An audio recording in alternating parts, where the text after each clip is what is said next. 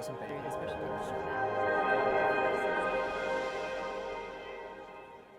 I think this is something that might be on a lot of people's minds, which is, how did you build this company and still stay married? You or me, your choice.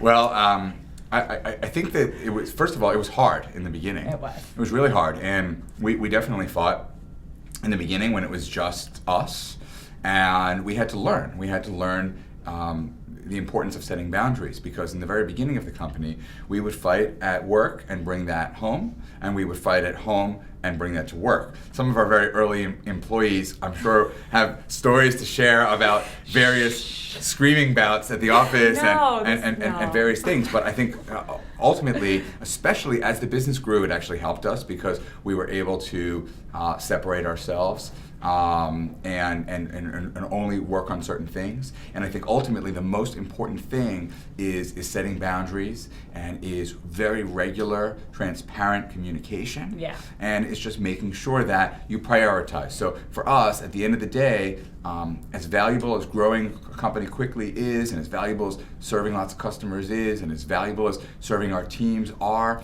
and serving our clients, ultimately our marriage and our children absolutely, positively have to come first, and we need to always sort of make sure that we're well aligned about that. And I think in so many businesses, especially when you're starting out, are family run, and families pitch in to help one another in their businesses. And it's just very, very important to have clear communication and clear roles. And like Dave said, I would reiterate the exact same thing. It's that your family comes first. Your family is everything. So in making decisions, a lot of times, like if we disagreed, it would always be like, okay, well, which one is going to impact our family more? And I think that really helped us make better decisions. And I talk to a lot of entrepreneurs who work with their families that have the same types of struggles. And it's just about prioritizing, again, quite similar to core values, just if your families are first, then it makes the decisions much easier. Okay, so it's about setting those boundaries, Yep. Really great communication. Yep.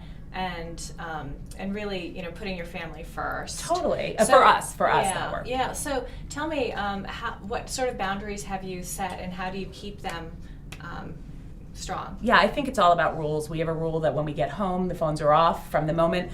Our best time for us personally is we get home, and then until the kids go to bed, there's like no electronics, there's no focus, no talking about work. That's our time where we're just focused on our kids and their days and our days. We have a few other rules too, but setting specific rules around what your priorities are, I think that one of the no electronics during that time has been really key for us. Yeah, date night once a week, and then a night out, like a big night out once a month, in which we try to focus on no work. I mean, it's really hard to because we hang love out. work too. Yeah, and we love our job. and we love our business. Right. And we actually have two businesses now. So interestingly enough, Carrie's now running Likeable Media, and I'm running a software startup sort of spin-off out of that, which makes it even more easy and also more exciting to catch each other up Right. on everything that's going on with their side of the business now. But when we do date nights and when we do our nights out in the town, we do try to limit the work talk and make sure that we talk about other stuff, because there are other things. I know it's hard to believe, and sometimes entrepreneurs lose sight of that, but there are other things besides the business. Wow. Okay. So date nights, special outings once a month, and there's no electronics during the children hours during Right. the evening. That is just so fascinating, coming from people who run a social media company. Oh, you bet. You have to set time for that. And it's important to do so, because when you're on social, you have to really be authentic and be present for us. And so when we are on social, we're there, we're present, we're not distracted. And just like the same way we are with our family, they're present and not distracted. I mean, I could go on for hours, which we don't Yes. have, about the societal problems that we have with the phones. And there's an amazing video that I'll tweet out after, using that hashtag for everyone watching, Right. about people using their phones during all these moments. And we as a society have just become so attached to our phones, and we do. Many people pay more attention to their phones than they do to their kids. And it's a horrible problem.